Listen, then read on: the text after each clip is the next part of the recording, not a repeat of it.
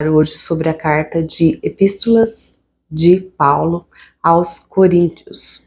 Então, essa epístola, ela tem um objetivo de Paulo estar enviando uma mensagem para eles tentarem evitar os conflitos da comunidade. Eles estavam, assim, muito divididos, então Paulo tinha o objetivo, né, de sanar algumas dúvidas da comunidade.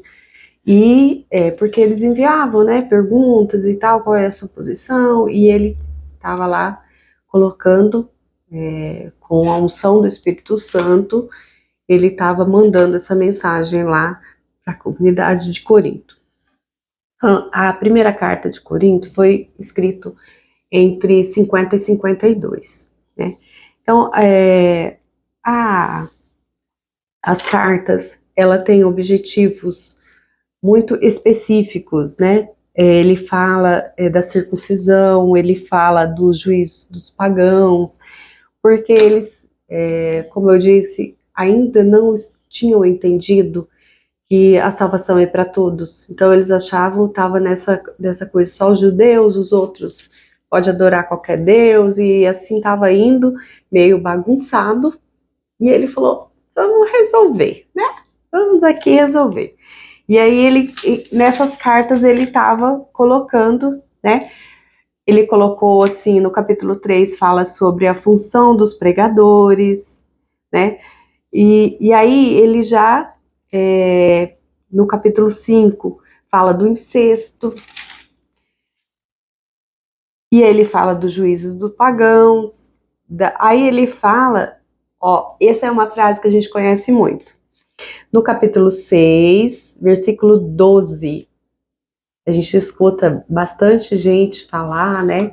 Então, fazendo pregação, tudo me é permitido, mas nem tudo me convém. Olha que é maravilhoso esse versículo, né? Porque o mundo de hoje, né? O mundo tá assim, e a gente tá no mundo, né? E essa é a frase. Tudo me é permitido, eu posso fazer qualquer coisa, mas nem tudo me convém. Eu que estou na igreja, né?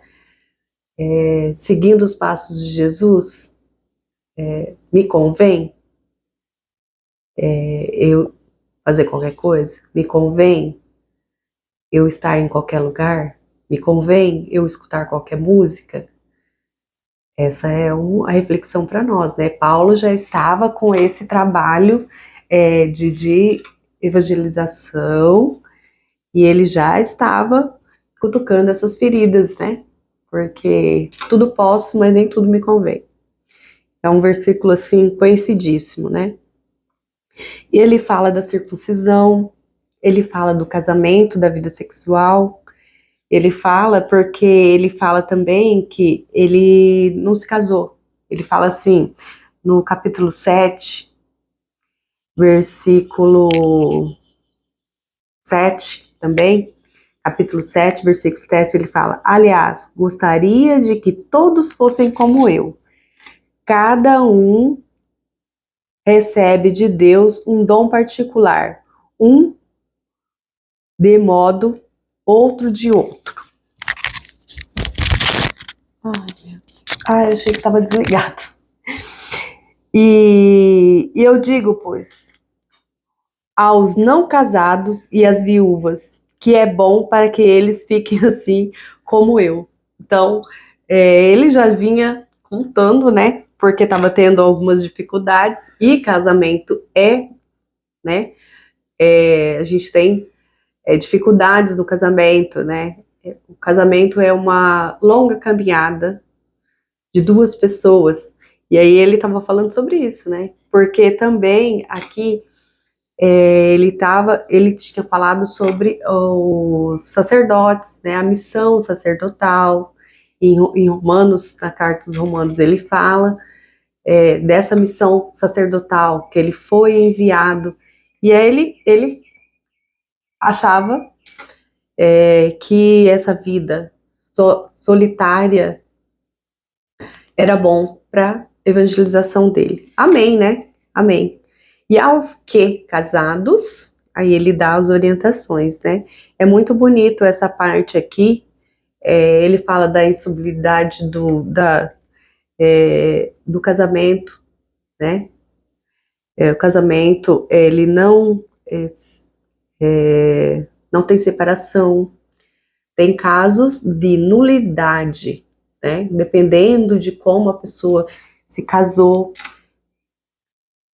aí se torna nulo. Mas isso aí é uma questão, a igreja tem toda uma,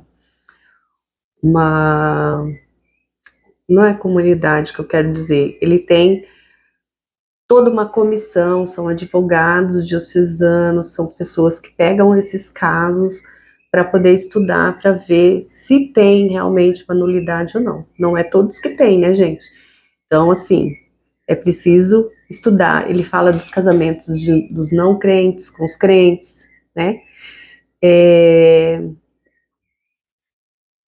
ele fala principalmente da circuncisão, porque eles falavam assim, não, para ser cristão vai ter que circuncidar. E aí Paulo já chegou falando, e ele fala isso aqui no capítulo 7, versículo 18, ele fala que não se faça circuncidar.